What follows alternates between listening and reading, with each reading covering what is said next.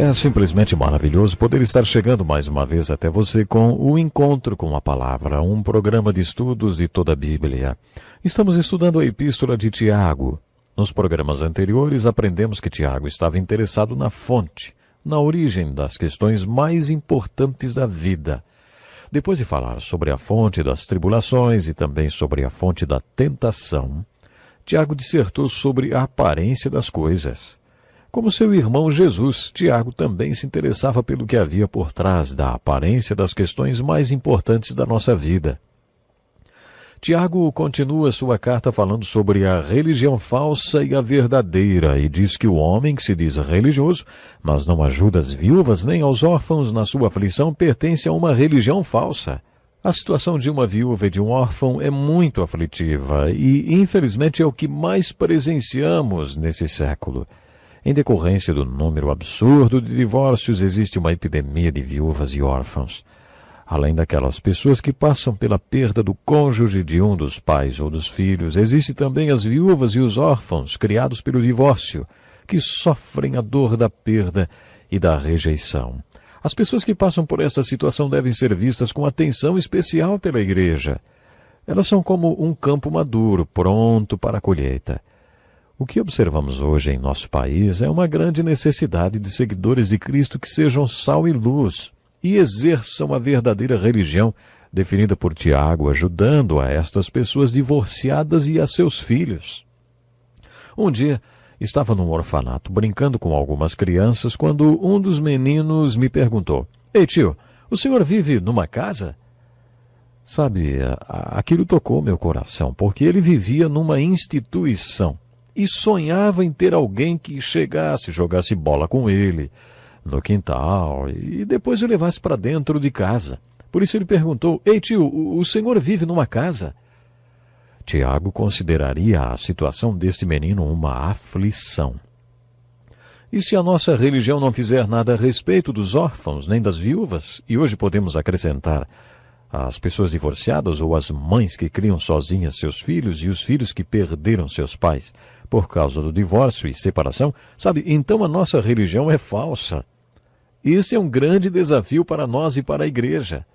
Você percebe como Tiago era prático? Tiago enfatizou a importância de ser um praticante da palavra e não apenas ouvinte. No capítulo 2, ele discute o que costumamos chamar de pessoa de duas caras e pessoa verdadeira. Ele diz que se alguém chegar na sua igreja e você medi-la baseando-se nas suas características externas, você estará desrespeitando essa pessoa. Imagine que pare em frente à sua igreja um carrão com chofer e dele saia um homem muito bem vestido. Você o recebe e o coloca sentado num bom lugar na igreja. Isso é respeitar a pessoa. Agora, imagine que chegue outro homem a pé, usando roupas muito simples e trabalhador, como quem acabou de vir do serviço, e você o coloca lá no fundo da igreja para não incomodar ninguém. Isso é pecado. Desrespeitar uma pessoa é avaliá-la de acordo com sua aparência externa. Isso é pecado porque Deus avalia as pessoas pelo que elas têm no coração. É o que lemos em 1 Samuel 16, versículo 7. O Senhor não vê como vê o homem vê a aparência, mas o Senhor vê o coração. Deus determina o valor de uma pessoa pelo seu coração. Tiago traça um perfil da igreja falsa e da verdadeira quando aborda a questão do pecado de desrespeitar as pessoas. Depois disso, Tiago aborda a questão da fé falsa e da fé verdadeira, uma das passagens mais controversas desta carta. É neste trecho do capítulo 2, versículos 14 a 26, que Tiago enfatiza que não é possível haver fé sem obras. No final deste trecho, ele apresenta sua conclusão, dizendo: caso semelhante é o de Raabe, a prostituta. Não foi ela justificada pelas obras quando acolheu os espias e os fez sair por outro caminho? Assim como o corpo sem espírito está morto, também a fé sem obras está morta. Esta é uma passagem muito controversa e muitos acreditam que ela contradiz os ensinamentos de Paulo, como já mencionei. Martim Lutero afirmou que a epístola de Tiago tinha pouca importância e que não deveria estar na Bíblia. Outras pessoas também sugeriram que a epístola de Tiago não deveria estar na Bíblia. E a razão principal disso é o capítulo 2. Eu não vejo contradição entre os ensinos de Tiago, o que Paulo escreveu e o que Jesus ensinou. Jesus concordou com Tiago quando disse: vocês os reconhecerão por seus frutos. Jesus também deixou claro que os seus discípulos são aqueles que dão frutos, porque não existe discípulo dele que não produza fruto. Tiago coincide o seu ensino com o de Jesus quando afirma que, de que adianta, meus irmãos, alguém dizer que tem fé se não tem obras? De acordo com Tiago, as obras são os frutos que crescem na árvore da fé. O que Tiago afirma é muito importante. Alguém já disse: a fé sozinha pode salvar, mas a fé que salva nunca está sozinha. Acho que esta frase resume muito bem o que Tiago está dizendo. A fé sozinha pode salvar, mas o ponto que Tiago destaca é que a fé que salva nunca estará sozinha. A fé estará sempre acompanhada pelas obras que validam e provam que a fé realmente está lá e que é autêntica. Enfim, podemos ver que os capítulos 1 e 2 da Epístola de Tiago tratam das fontes e sequências da salvação. Para apresentar essa tese, Tiago fala da fonte e sequência da tempestade. Por tempestade, Tiago se refere àqueles problemas que invadem nossa vida, os quais Deus pode transformar em bem e nos fazer crescer, se reagirmos a eles com a sabedoria e a graça que Deus nos dá. Depois disso, Tiago passa a falar sobre a fonte e a sequência do pecado. Tiago afirma que Deus não é a fonte do pecado e que não existe nada de bom no pecado. Ele acredita que você precisa entender como o pecado começa e como funciona, para que encontre uma solução para o problema do pecado. Ele apresenta esta solução: a salvação. Tiago passa a apresentar a fonte e a sequência da salvação. A fonte e a sequência da salvação envolvem a palavra de Deus, o Espírito de Deus e o novo nascimento. O Espírito Santo é o agente de Deus e a palavra de Deus é o agente do Espírito Santo. A palavra de Deus é a semente incorruptível, ou o esperma, que cria vida espiritual em nós e nos dá graça para superarmos o pecado e seus problemas. Por isso, Tiago enfatiza tanto a importância de buscar e obedecer a palavra de Deus. Quando Tiago inicia o capítulo 3, podemos dizer que ele começa a falar da fonte das forças, as forças que nos salvam e as forças que nos derrubam.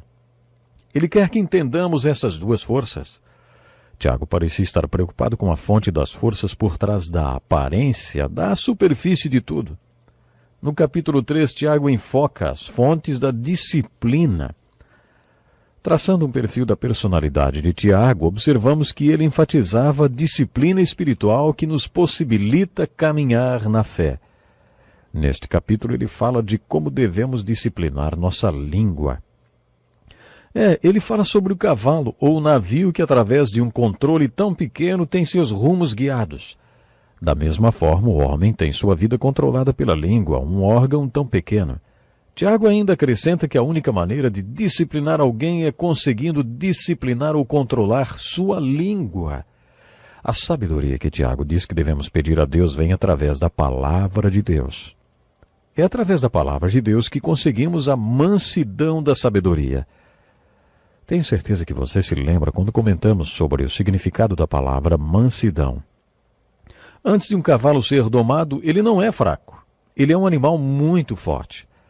Quando ele fica manso, ele não deixa de ser forte, mas sua força passa a ser controlada. Por isso, quando falamos sobre a mansidão da sabedoria, estamos nos referindo à sabedoria que você recebe de Deus e aplica para obter disciplina. Em outras palavras, a nossa vida deve estar sob o controle da sabedoria de Deus, da mesma forma que um cavalo é controlado pelo seu domador. Daí Tiago passa a falar da sabedoria e sobre a fonte dela. Ele diz que há dois tipos de sabedoria. A sabedoria que se revela através da amargura, da ambição egoísta, da confusão e de toda espécie de males. De acordo com Tiago, esta não é a sabedoria que vem de Deus. Tiago se preocupava com a fonte e a origem das coisas, e por isso ele diz: esse tipo de sabedoria não vem dos céus, mas é terrena, não é espiritual, mas é demoníaca. E aí ele descreve outra sabedoria. Esta sabedoria tem outra aparência, é pura, pacífica, cheia de misericórdia e de bons frutos, imparcial e sincera. Tiago afirma que Deus é a fonte da sabedoria que vem do alto. Portanto, aprendemos com Tiago que existe dois tipos de sabedoria, a que vem do diabo e a outra que vem de Deus. Tiago afirma que esses dois tipos de sabedoria podem crescer no solo das nossas vidas. Mas a sabedoria de Deus é semeada em paz. O fruto da justiça semeia-se em paz para os pacificadores. Encontramos esta verdade não apenas nos ensinos de Tiago, mas em toda a Escritura. Como encontrar esta sabedoria do alto, manifestada pelas características descritas por Tiago? E como surge em nossa vida aquele outro tipo de sabedoria? A resposta é: nenhuma das duas vem por acidente. Cedo ou tarde, cada um vai se sentar diante do seu banquete de consequências. Tiago concorda com essa frase. Para ele, podemos plantar a semente dos dois tipos de sabedoria no jardim da nossa vida. Na verdade, é isso que fazemos o tempo todo, plantamos um tipo de sabedoria ou outro. Nesse contexto, Tiago quer que entendamos quais são as fontes das forças que controlam nosso temperamento. Ele fala, por exemplo, sobre perder a paciência e, como já vimos no primeiro capítulo, a ira do homem não produz a justiça de Deus. Devemos nos lembrar que quando perdemos a cabeça, não cumprimos a vontade de Deus nem sua obra. Tiago quer que entendamos as fontes das forças que controlam nossa vida. Talvez essas forças estejam tentando nos derrubar. Se você tem sido tentado a pecar e depois sofrer todas as consequências do pecado, saiba que este enredo não vem de Deus. Você precisa aprender a lidar com o pecado. Você precisa saber encontrar a solução para o problema do pecado. E esta solução está em Deus. Até o próximo programa. Deus lhe abençoe.